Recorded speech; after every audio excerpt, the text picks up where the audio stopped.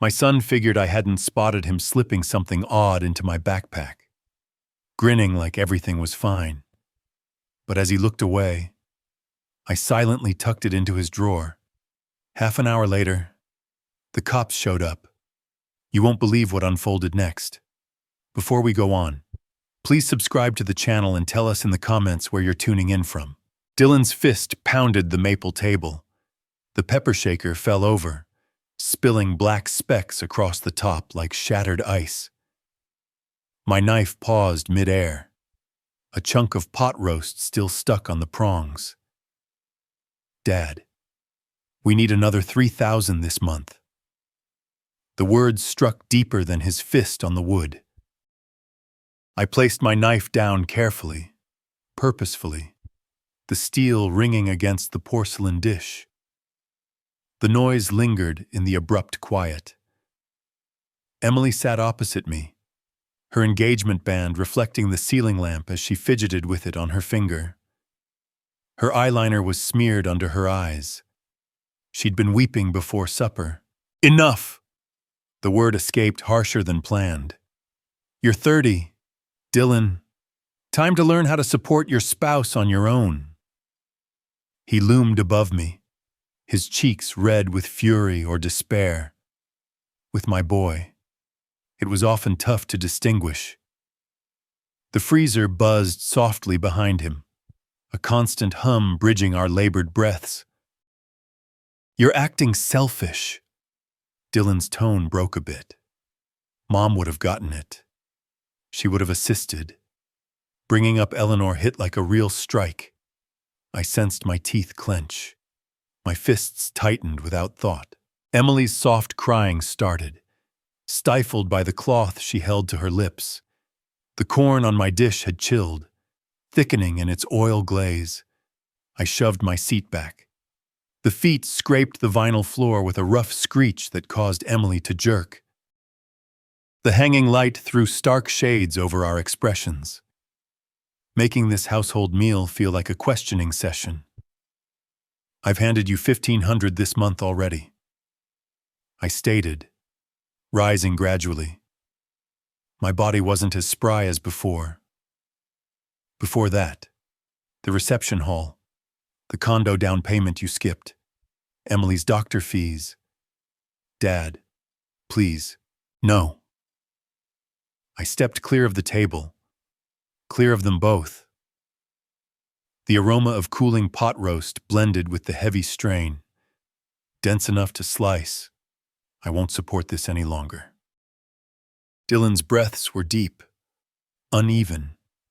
Emily had quit sobbing, but her gaze stayed locked on her dish, as if the design in the pottery might fix our issues. The timer over the basin clicked to 7:45. I headed to the cooking area exit, without glancing back. My strides seemed weightier than normal, each a minor loss. Behind. I caught Emily murmuring to Dylan, insistent and begging. I missed the exact phrases, but the pitch was obvious. The timber steps groaned beneath my mass as I ascended to my sleeping quarters. Each rise took me farther from the ruins of yet another kin supper, another botched effort at bonding. Downstairs. Their tones escalated once more. Dylan's rage, Emily's weeping, the known melody of chaos that had turned into our home's tune. The upper corridor extended ahead, dim save for the glow from my chamber entrance. Within, Eleanor's picture sat on the bedside stand, captured in a time when our kin still added up. I shut the chamber door after me and dropped heavily onto the bed's rim. The padding sank under my bulk, coils complaining after 35 years of service. Eleanor's area stayed untouched, the cushions still set just as she'd arranged them 6 years past. My palms trembled lightly, not from dread, from fatigue, from the profound tiredness of battling the same fight repeatedly, never advancing. The picture on the bedside showed Eleanor in her green gown, the one for our 30th anniversary voyage. Her grin was bright, sincere. I lifted the holder, outlined her features with my digit. The pane was tepid under the side lamp's shine. She would have grasped us, Dylan had claimed. Perhaps Eleanor always viewed the finest in all, particularly our boy. But she also trusted in outcomes, in guiding instead of indulging. 3 years back, I'd traded my classic BMW to cover their reception site fee. The car had been my treasure, a 1975 model I'd fixed up myself after Eleanor passed. I convinced myself it was for affection, for kin.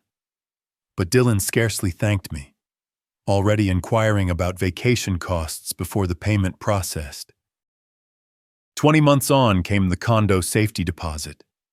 I'd scrapped my intended hiking journey to Montana, the one I'd scrimped for since leaving work. $4,000 that ought to have gotten me peaks and seclusion went instead to a property owner for a place they never occupied. Some reason about shifted situations. 8 months ago, it was Emily's health costs. I took extra shifts at 60 years old, my spine aching from building zones I should have quit. Every added buck went to experts and exams that showed nothing graver than tension-caused headaches. I pulled open the bedside compartment. Inside rested the pile of credit papers Dylan had persuaded me to endorse over the last 3 years. Individual credits, charge requests, crisis reserve pulls, my mark on each, penned in instance of fatherly frailty. The sheets felt slim in my grasp. Delicate as my determination had been, 55,000. That's what my boy's crises had drained from me since Eleanor's burial. 55,000 that should have locked my later years instead of funding his carelessness. Eleanor's scent vial still perched on the cabinet, almost drained, but open. At times I uncapped it just to recall. Tonight the fragrance felt blaming rather than soothing. In the glass over the cabinet, I viewed an aged fellow, weary gaze, silvering locks, back curved from bearing loads that weren't his to lift. When had I turned into this individual? When had care become equal to money bailout? Eleanor's final phrases resounded in the still space. Show him to soar alone. Nolan, don't allow him to dwell in our wake eternally. I sealed the compartment solidly. The credit papers vanished behind the timber slab like proof of my shortcomings as a parent. Below, their tones had fallen to pressing mutters. I could discern Dylan's pitch, imploring now rather than commanding. Emily's replies came in brief spurts, as if issuing orders, placing the picture back on the bedside. I switched off the side light. Shadow enveloped me, but I didn't recline. Instead, I remained in the hush, hearing the dwelling creak, the subdued talk below, my own inhales slowly steadying. Tomorrow would differ. It must. The espresso brewer bubbled its usual dawn melody, vapor ascending from the crystal pot like ritual smoke in a temple. I'd been alert since 5:45, restless after the evening's disclosures. The cooking space seemed altered in the dawn glow, fresher somehow, as if night had cleansed the prior clash. I lingered at the basin in my labor garb, cotton top and pants that carried a faint wood scent from my shed studio. Beyond the pane, the next-door hound yapped at nothing visible. Mrs. Johnson's periodical rested in her path, awaiting her to amble out in her robe. Steps on the ladder signaled Dylan's approach. He emerged in the entry at 7:15, crumpled shirt dangling loose over shorts. His strands poked at weird slopes and shadowy rings marked his gaze. He evaded direct eye contact. Espresso is new, I mentioned without pivoting. My tone rang ordinary, managed. Fine. Thanks. The term emerged scarcely above a whisper. I heard him grappling with a cup, the pottery tapping the espresso container as his palms quivered slightly. Emily joined 2 minutes on, robe cinched firm around her petite build. Her locks were messy, prior days' cosmetics blurred beneath swollen lids. She'd been weeping again, or perhaps she'd never ceased. "Good morning," she uttered hesitantly, optimistically, as if proper terms could mend the harm from last evening. I inclined my head without words. The quiet extended among us like a gulf, interrupted solely by the brewer's last sigh and the far-off growl of the mail van. I systematically cleaned the prior supper's plates, my palms shifting through known actions. Dish, wash, lather, scour. The liquid was nearly scalding, but I embraced the mild sting on my flesh. It seemed like sharpness. Behind, Dylan dispensed espresso with shaky grips. The fluid spattered a tad, spots striking the surface with minuscule hits. Emily tried to prepare bread, but the odor of scorched loaf quickly permeated the space. She rasped the burned layer over the basin, dark flakes dropping like cinders. "I'm heading out today," Dylan declared, his voice protective before I'd replied. "Job meetings." I spun from the basin, at last meeting his gaze. They shifted away instantly, centering on his cup instead. "Grab the residence key," I said softly. The hint lingered in the atmosphere. He might not return, or perhaps I wouldn't be present on his comeback. Dylan's features flushed, but he didn't debate. The dawn sun pouring through the pane spotlighted dust flecks twirling in the gap between us. All felt paused, anticipating. I could sense my own pulse in the silence, firm and resolute. Dylan snatched a pear from the dish on the surface instead of settling for meal. His boots squealed on the vinyl as he strode to the entry, then returned. Anxious vigor emanated from him like warmth from a stove. "Dylan," I uttered, halting him midway. He pivoted, expectation glimmering in his gaze for a second. "Accountability," I stated plainly. It's not a foul term. The expectation faded. His mouth firmed, and without further speech, he departed the space. Moments later, the main entrance banged with sufficient power to shake the panes. The echo resounded through the dwelling like a blast. Emily stayed at the board, her charred bread ignored on its dish. She regarded me with beseeching gaze, lips parting as if to talk. But I was already shifting, decanting my espresso into a portable cup, directing toward the shed.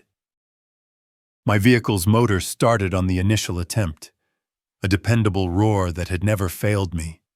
As I reversed from the path, I could view Emily through the cooking pane, solitary with the clutter of our halted meal and the burden of whatever mysteries she and Dylan held. The dawn extended before me, packed with chance and fear in balanced amounts. Dylan's lively tone reached me before I glimpsed him. The main entrance had hardly shut after me when he leaped from the couch, his expression radiant with a thrill that appeared nearly wild. "Dad, sorry about yesterday. Innovatech Systems employed me." The words smacked me like an unexpected jab. I positioned my meal container down cautiously on the oak ground, my labor-scarred palms abruptly unstable. Dylan rushed toward me with limbs extended, drawing me into a hug that endured too long, gripped too firm. Really, the optimism in my tone startled me. "That's fantastic, boy." Emily erupted into dramatic cheers from her spot in the lounge chair, her palms meeting in crisp, rapid slaps. Her cosmetics was flawless, overly flawless for one who'd wept yesterday. The vivid grin across her lips didn't fully touch her gaze. "She got the notification this afternoon," she proclaimed as if hosting a contest program. "Lead tech advisor role." Dylan freed me, but lingered near, combing his fingers through his locks in that anxious motion I'd recognized since his youth. His top was neat, newly pressed. When had he managed laundry? I knew you possessed it, I remarked, sensing my arms loosen for the first time in weeks. The midday sun flowing through the parlor panes caught dust flecks dancing among us, rendering everything gentler, more lenient. When do you commence Tuesday? They need me right away. Dylan's answer arrived too swiftly, as if practiced, his pitch a touch elevated than usual. The known load of fatherly pride blended with ease started nestling in my torso. Maybe yesterday's stern terms had spurred him to true duty. Perhaps Eleanor had been correct. At times, firm affection was the sole route ahead. But something bothered me.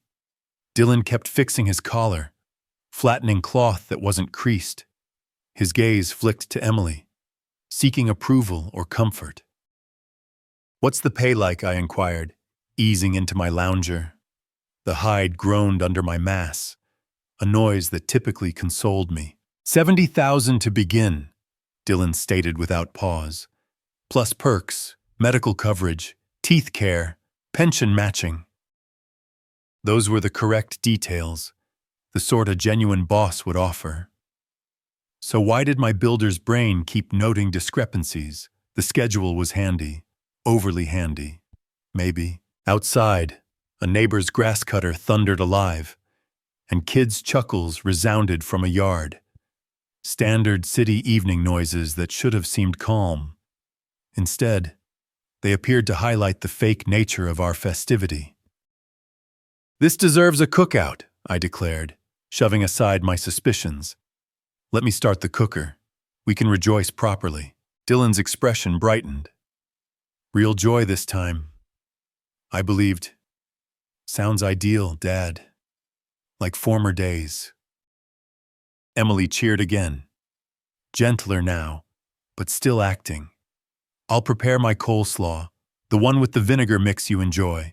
I rose, limbs objecting after a lengthy day on the work zone. "Grant me 25 minutes to ignite the fuel." "Dylan, you can assist me outdoors shortly." "Actually, I must fetch something from above first," Dylan mentioned, already directing to the ladder. "Just some files from the employment chat. Want to display the proposal note?" I assented, aiming for the rear entrance to the terrace. The cooker sat under its gray shield like a faithful companion. Tonight seemed like a fresh start, an opportunity to reconstruct what yesterday had almost ruined. Behind, I heard Dylan's steps on the rungs, Emily shifting to the cooking area. Ordinary kin noises, ordinary kin night. "What type of protein do you desire?" I shouted, already aware Dylan would pick ribs while Emily favored turkey. The fuel was just igniting, tiny blazes lapping at the dark chunks with growing assurance. I cleaned my palms on the cloth hung over the cooker grip, relishing the known routine.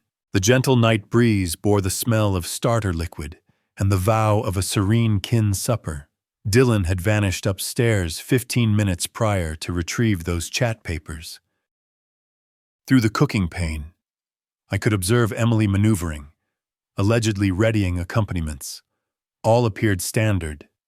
Correct. I pivoted toward the dwelling to verify if Dylan wished to aid with the cooker arrangement. The cooking pane bordered the parlor like an image, cozy glow pouring from the upper light onto known seats. That's when I noticed him. Dylan positioned near the main entrance, bent over my dark green labor sack. His actions were rapid, sneaky, unlike the assured young fellow who just informed me of his fresh position. He scanned the space before opening the primary section.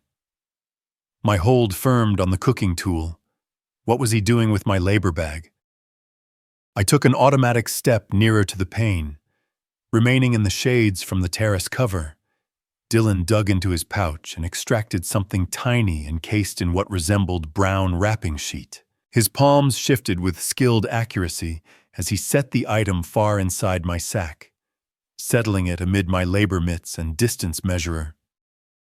The logical side of my brain hunted for harmless reasons. Perhaps a gratitude present, a shock. But Dylan's conduct, the covert looks, The precise positioning implied something quite distinct. He closed the sack and retreated fast, rubbing his palms on his pants as if erasing traces. The entire process had lasted under 40 seconds, but it felt like viewing a delayed offense occur. Fumes from the cooker wafted around me, the sharp odor abruptly intense. My gut sank as Dylan vanished from sight, likely heading back above or to the cooking area. The city night sounds, distant vehicles, a canine howling 4 homes away, seemed dulled now, as if the globe had tilted a bit off-center. I compelled myself to return to the cooker, thoughts speeding. The fuel shone crimson warm, prepared for grilling, but my hunger had evaporated entirely. Whatever Dylan had concealed in my bag seemed important, risky even. But facing him now would disclose I'd been observing, spying on my own boy. The rear entrance opened with its known creak. "Dad, how are those fuels progressing?" Dylan's tone bore that same fake cheer from before. I gulped hard, tasting soot and doubt. Nearly set, I handled, not pivoting, just require a few more moments. His steps neared across the timber platform. In my side view, I saw him rest against the terrace barrier, image of relaxed satisfaction. But I couldn't cease seeing those cautious, hidden actions by my sack. "You know what?" "Boy," I uttered, finally confronting him. "I think I forgot my labor mitts in the shed. Mind retrieving them while I manage this blaze?" Dylan's grin wavered for an instant. "Certainly, Dad. No issue whatsoever." He directed back within, and I observed through the cooking pane as he passed my sack without even peeking at it.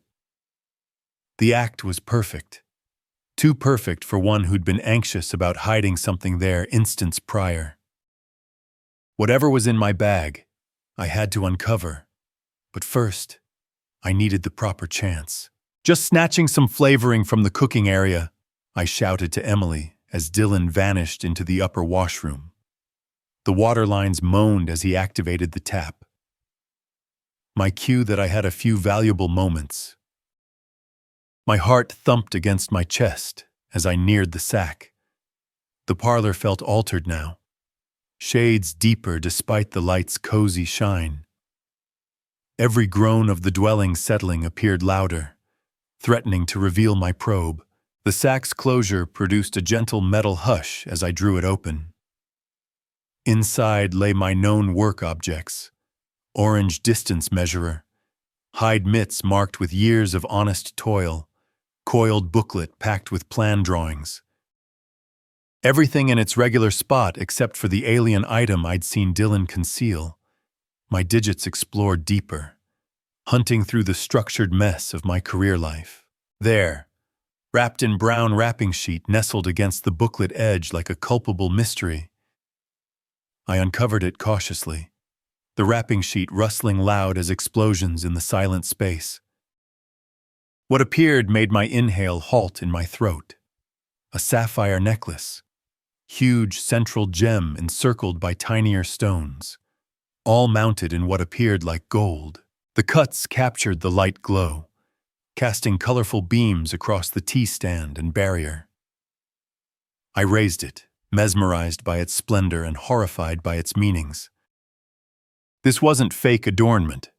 The mass alone informed me it was authentic, costly, easily 22,000, perhaps 25, more cash than Dylan had ever owned, more than he could gain in weeks at his alleged new position. I dropped into the closest seat, limbs suddenly untrustworthy. The necklace felt warm in my hand, scorching with queries I feared to resolve. Where had Dylan obtained something this precious?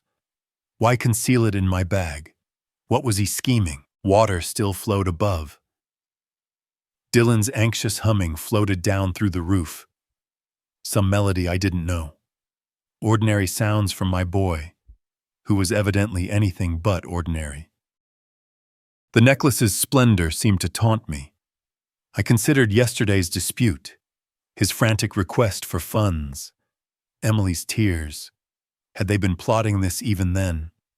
Using my kindness as a veil for something gloomier, my builder's brain began figuring possibilities. None positive. If Dylan had pilfered this necklace, placing it in my sack made me an unaware partner. If he intended to assert I'd pilfered it. The water ceased above. Steps traversed the washroom floor. Dylan would be down any instant, anticipating to find me outdoors with the cooker, portraying the proud parent celebrating his boy's achievement. In a moment of sheer gut feeling, I slid the necklace into my pouch and swiftly repacked the sack. The wrapping sheet returned in, placed as similarly as possible to how Dylan had positioned it. My palms shook as I closed the bag. Dylan's steps hit the ladder top just as I rose, limbs still shaky. The necklace felt like a heavy load in my pouch, proof of disloyalty. I wasn't prepared to confront. "Dad, everything fine in there?" Dylan's tone carried fake worry. "Just directing back out," I shouted, shifting toward the cooking area on automatic. My form operated while my thoughts spun with meanings I couldn't yet handle. The necklace burned against my limb with each stride, a steady reminder that nothing about this night was what it appeared. Dylan's voice floated through the cooking pane as I slipped back within. "Dad, how do you want these chops medium well?" "Whatever you deem best," I called back, my tone firm despite the turmoil in my chest. The necklace felt like a fiery ember in my pouch, its mass tugging more than just the material of my pants. My feet located the rug-covered ladder, dodging the fourth rung that had squeaked for 25 years. Each motion felt measured, deliberate, a builder's method to resolving an impossible puzzle. Dylan had breached my private area, my faith. Something was deeply amiss with this entire setup, and I wasn't going to tackle it unaware. The corridor stretched before me, bordered with kin images that now appeared like signs of an existence I'd misconstrued. Dylan's chamber entrance stood slightly open. Midday glow sifting through the pane overlooking our rear yard. Through the glass, I could see my boy's outline stooped over the cooker, portraying the ideal family guy. I nudged the entrance open gradually. Checking for noises, the joints stayed quiet, well lubricated from years of upkeep. Inside the space carried the blended aromas of Emily's scent and cookout fumes drifting through the pane. Her garments hung over the seat. Dylan's portable closed on the work surface. Dispersed sheets nearby. The remnants of their joint deceit. The cabinet positioned against the distant barrier. 4 compartments piled like mysteries awaiting disclosure. I selected the lower one, undergarment compartment, the most harmless concealment spot. My roughened palms moved among their personal items, shifting aside wool undergarments and intimates to form a small cavity. If Dylan could place things in my bag without approval, I could reciprocate. The wrapping sheet rustled softly as I settled the necklace deep beneath their attire, precisely where it would be discovered if someone searched. "Dad, these are appearing excellent out here." Dylan's tone carried real zeal, or at least an expert mimic of it. I sealed the compartment carefully, ensuring all looked undisturbed. The space held no sign of my visit except the faint heat from my palms and the awareness that their scheme had just altered guidelines. Through the pane, Dylan was organizing something on the terrace board, his motions casual and assured. He had no clue that 35 feet above him, his plan was unraveling strand by strand. My pulse roared in my ears as I shifted toward the corridor. Whatever Dylan was plotting with that necklace, whatever part he'd assigned me in his plot, I just revised the narrative. Fair exchange was just... And if my boy wanted to engage in games with proof, He'd learned that his father hadn't mastered building without grasping how things could be dismantled. The latter bore my mass in opposite sequence, evading known squeaks. In the cooking area, I grabbed the jar of chop sauce from the storage, my reason for being inside. Through the pain, Dylan gestured at me, all grins and kin warmth. I stepped back onto the terrace just as several vehicle entrances banged in front of the dwelling. The noise of vehicle entrances slamming sliced through the night air like shots. I pivoted toward the dwelling's front, tool still lifted, attempting to grasp why multiple cars would arrive unexpected during our kin's supper. Dylan's expression changed instantly. The relaxed grin disappeared, substituted by something resembling thrilled expectation. He shifted toward the dwelling with abrupt intent. No longer the easygoing boy aiding with cookout. "Who's here?" I questioned, puzzlement clear in my tone. "Were you awaiting someone?" "I have no notion," Dylan answered, but his pitch carried staged astonishment rather than true shock. Maybe locals checking on the fumes. Voices neared from the front lawn, commanding, expert. My gut dropped as the truth struck me. These weren't locals. 4 uniformed agents emerged through the side barrier, guided by a serious-featured lady in her 50s, her palm rested near her communicator, gaze surveying our home scene with skilled evaluation. "Police. Nobody shift." I took an automatic step rearward, tool clanging to the terrace tiles. Emily appeared from the cooking area carrying a veggie dish, freezing when she viewed the agents. The dish slipped from her grips, greens scattering across the stone like debris at a calamity. Dylan promptly pointed at me, his digit firm and certain. "Agent, that's him. I saw the necklace in his sack." The words struck me like a bodily hit. What rubbish, I stuttered, real confusion making my tone fracture. What necklace? But Dylan was already nearing the head agent, his collaboration keen and rehearsed. Too rehearsed. His posture exuded assurance rather than the worry any typical boy should feel seeing his father charged with offenses.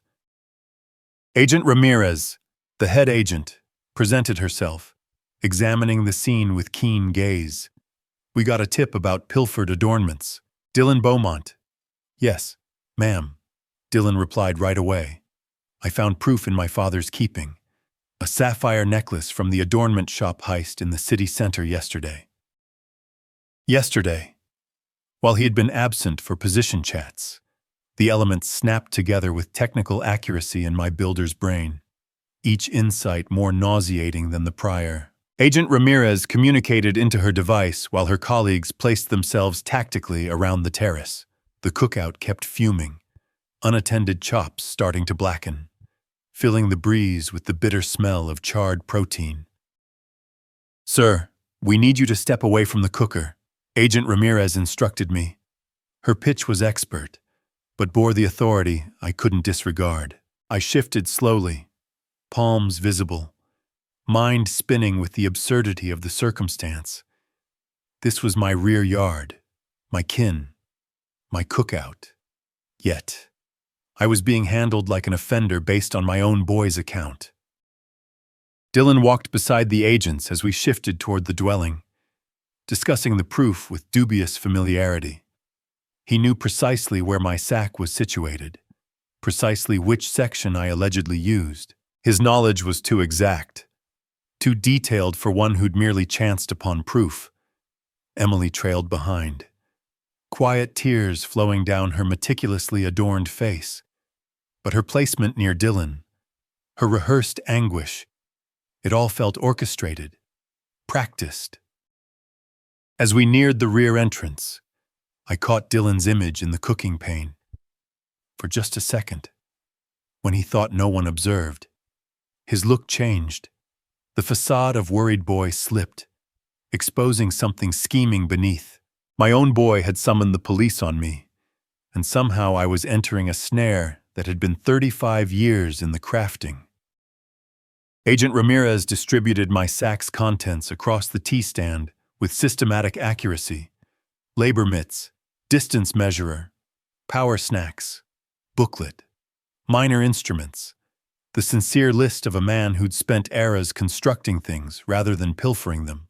Dylan stood beside the stand, assurance radiating from every motion as he indicated sections. It should be in the side pouch wrapped in wrapping sheet. I saw him placing it there this midday. His surety was condemning. Too condemning. No boy should know his father's concealment spots with such detail, unless he'd placed something there himself. "Agent Ramirez," the head agent said, gazing up from the vacant bag. "We're not locating the described object. It has to be there." Dylan's pitch rose higher, urgency creeping in. I saw him put it in the side pouch. Search again. That's when the ultimate element locked into place. Dylan's internal knowledge, his anxious vigor masked as thrill. The cautious way he'd directed agents to my sack while avoiding any reference to his own items. "Agent," I said quietly, surprised by the firmness in my own tone. "Maybe you should check my boy's cabinet compartment." Dylan spun toward me, alarm flashing across his traits. "What? Why would you? That's absurd. There's no cause to—" But Agent Ramirez was already shifting toward the ladder, her colleague following. Dylan's objections grew more wild as we ascended to the second level, his careful poise finally breaking. "This is bother. You can't just probe our private—" "Dylan Beaumont," Agent Ramirez cut in as she opened his chamber entrance. "We have fair grounds based on your father's hint and your conduct." The cabinet stood exactly as I'd left it 40 minutes prior. Agent Patel pulled open the lower compartment, shifting aside undergarments and intimates with practiced speed. His palm found the wrapping sheet immediately. Dylan's face paled as the necklace emerged, gems catching the chamber glow like charges made real. The same necklace I uncovered in my sack, now resting in a proof container with Dylan's marks on the wrapping cover. "Dylan Beaumont, you are detained for submitting a false authority report and holding of pilfered goods." The rights reading seemed to resound from a vast distance as restraints clicked around my boy's arms. Emily's cries filled the corridor, her meticulously built act finally crumbling into real hopelessness. "This is an error," Dylan yelled as agents led him toward the main entrance. "You don't get it. The necklace was in his bag. I put it there myself." His admission lingered in the breeze like fumes from our forsaken cookout. Even in detention, Dylan couldn't halt himself from disclosing the extent of his trickery. I stood in my parlor, encircled by scattered sack contents and upturned seats from the probe, watching 35 years of parenthood melt into restraints and charges. Through the main pane, I could see locals assembling on their verandas, attracted by the blinking lights of authority vehicles. Dylan's tone carried from the front lawn, still maintaining this was all a mistake, still attempting to persuade agents that his victim father had somehow arranged his own setup. But the proof told a different tale, one penned in wrapping sheet and hidden in undergarment compartments, authored by a boy who'd confused his father's affection for frailty. The dwelling felt altered now, hollower, as if something basic had been extracted along with my boy in restraints. Authority files spread across my cooking board like parts of a riddle I'd never desired to resolve. Schedule pages, proof images, observer accounts. The document path of my boy's disloyalty laid out in formal monochrome. I'd been sitting here since 6 in the dawn, systematically processing each detail with a builder's accuracy. The espresso in Eleanor's preferred cup had chilled hours prior, but I couldn't force myself to sip from it anyway. Everything in this cooking space felt tainted now, every area touched by falsehoods I'd been too believing to perceive. Dylan's account to authority, given before his detention, depicted a worried boy uncovering his father's unlawful conduct. Reading his terms felt like observing an outsider don my boy's face. The planned deceit, the ready responses. This wasn't spur, this was months of scheming. An image from Sparkle Gems adornment shop showed the exact necklace I'd found in my sack. 22,000. The files revealed Dylan's charge debt. 28,000. Most of it wagering losses from the Golden Eagle gaming hall. The figures aligned with precise accuracy. The position chat was his cover for the heist, I said aloud, my tone echoing in the vacant cooking space. Uttering the truth made it actual, indisputable. The phony festivity supper, the grilled chops, all crafted to get me calm and unaware. If his scheme had succeeded, I'd be in a cell while Dylan inherited this dwelling, and all I'd labored 35 years to construct. They would have let me decay in confinement for their ease. A tap at the main entrance broke my grim examination. Through the pain, I saw Frank's known outline, worry carved in his stance. I'd anticipated this instant would arrive. The area had been humming with authority cars and whispers since yesterday night. "Nolan," Frank's tone carried the cautious pitch of one nearing a hurt creature. "Saw the updates this dawn. Thought you might want companionship."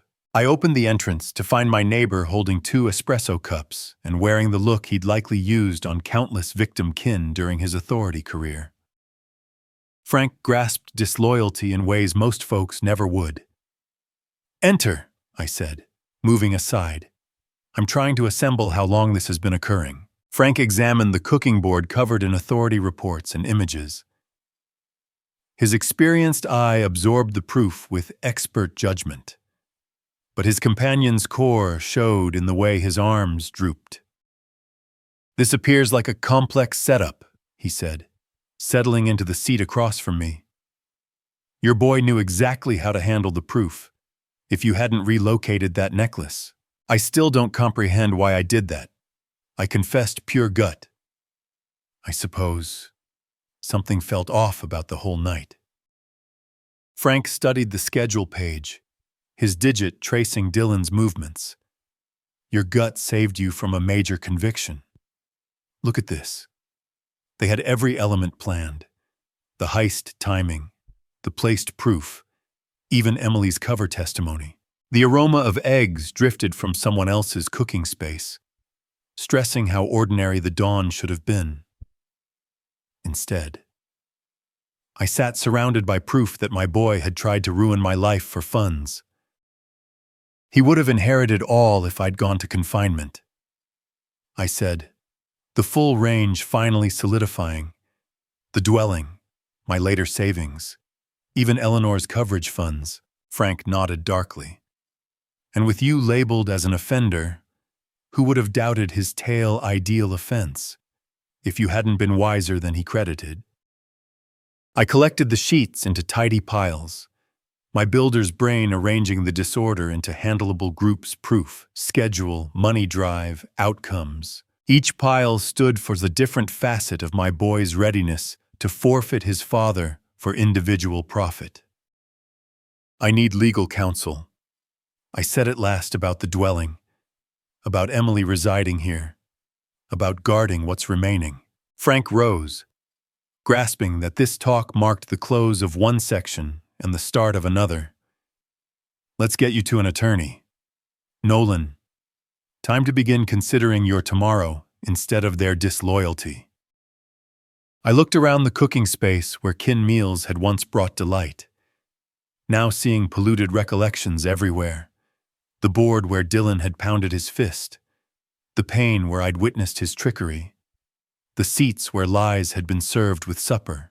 Rising felt like hoisting a great load, but also like discarding something I no longer wished to bear.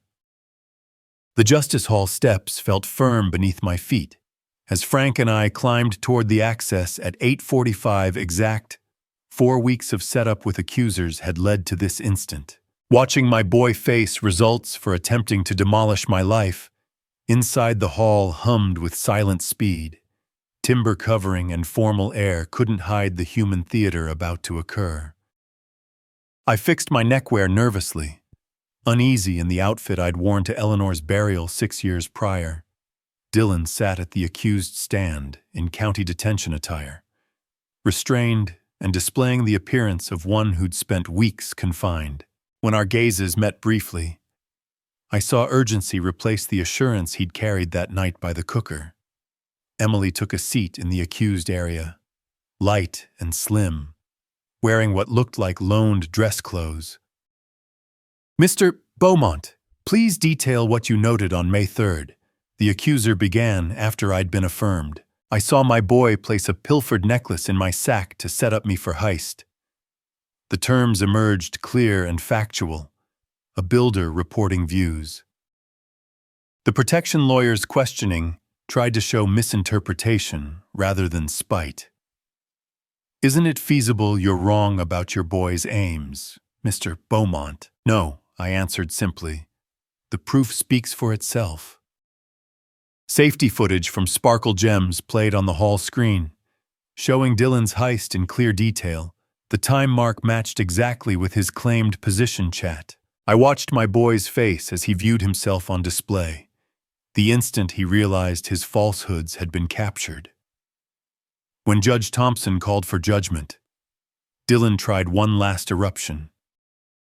"Dad, you don't get it. I was desperate. The wagering debts." "Dylan Beaumont," Judge Thompson cut in firmly, "you're judged to 7 years in state confinement for armed heist and attempted observer interference." The hammer sound resounded through the hall like a portal banging closed on 35 years of parenthood. Guards led Dylan away in bonds. His short plea in my direction met with my firm refusal to reply.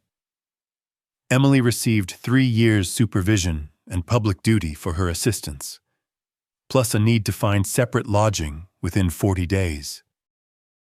The judge's clarification about recovery versus penalty felt remote and scholarly compared to the conclusiveness of watching my boy vanish through the Justice Hall portal. As Hall ended, journalists packed the passage with queries about kin disloyalty and fairness. I walked past them toward the vehicle area, my mind already centered on practical issues of trading the dwelling and restarting. Frank matched my speed, grasping that some instance required hush rather than remarks. The Justice Hall lift carried us down to ground level, where normal existence continued despite the ruin of mine. "How do you feel?" Frank asked as we reached his vehicle. "Like I just interred my boy." I responded honestly, but this time it was his choice to perish. The drive home passed in thoughtful quiet, suburban Chicago looking altered now that I knew I'd be departing it soon. Some sections closed with festivity, others with relief. This one closed with acceptance that kin could betray deepest faith, but endurance meant selecting your own health over duty to those who'd abandoned you. Shifting containers lined the passage like guards protecting my exit path. 35 years of buildup reduced to basics: instruments, attire, Eleanor's images, and legal files that proved my blamelessness. Everything else, seats, devices, recollections tied to this dwelling, would remain with the spirits. Emily emerged from the extra space, carrying a lone bag, her face tight with urgency. The court directive required her exit today, same as mine, but her goal stayed unsure, while mine aimed toward liberty.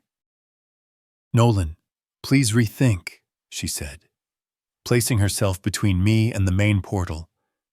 "I have no place to go." Dylan forced me.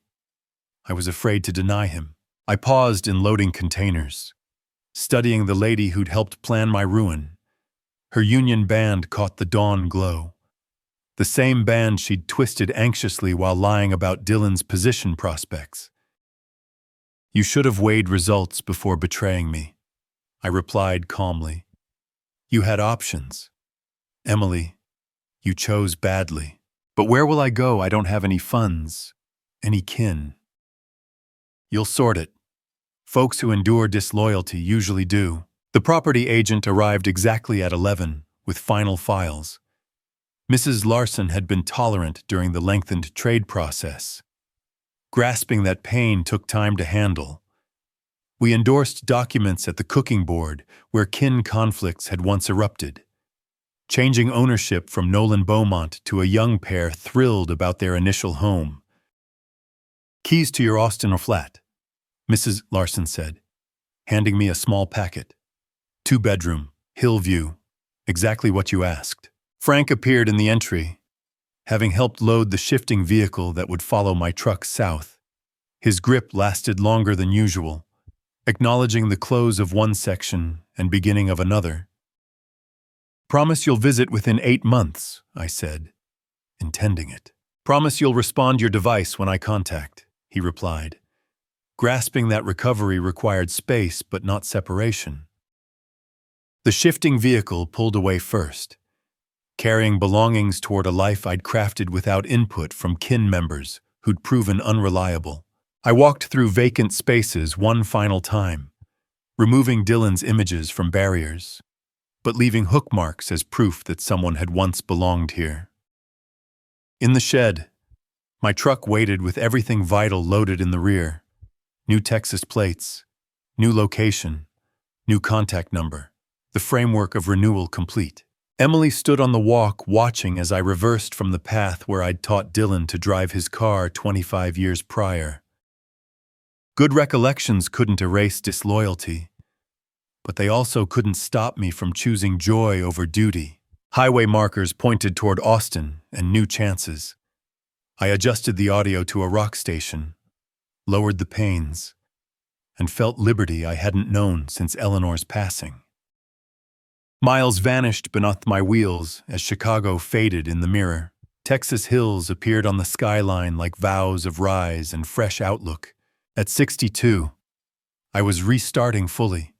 No kin bonds, no money duties to anyone but myself, no remorse about favoring my own health.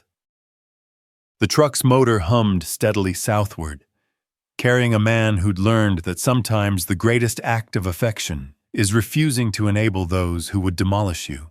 Behind lay 35 years of kin loyalty. Ahead waited whatever I chose to build with the time I had left. And for the first time in years, that felt sufficient. If you enjoyed this tale, please like this clip, subscribe to the channel, and share your thoughts on this tale in the comments. To hear the next tale, click on the square on the right. Thank you for viewing. If you enjoyed this story, give it a thumbs up and hit that subscribe button to stay updated with more captivating tales. Share your impressions in the comments below. What surprised you the most about Nolan's journey? Let us know. Feel free to ask questions too. We love interacting with our audience and diving deeper into these stories together. For the next thrilling narrative, click on the box to the left. Thank you for watching. Your support means the world to us.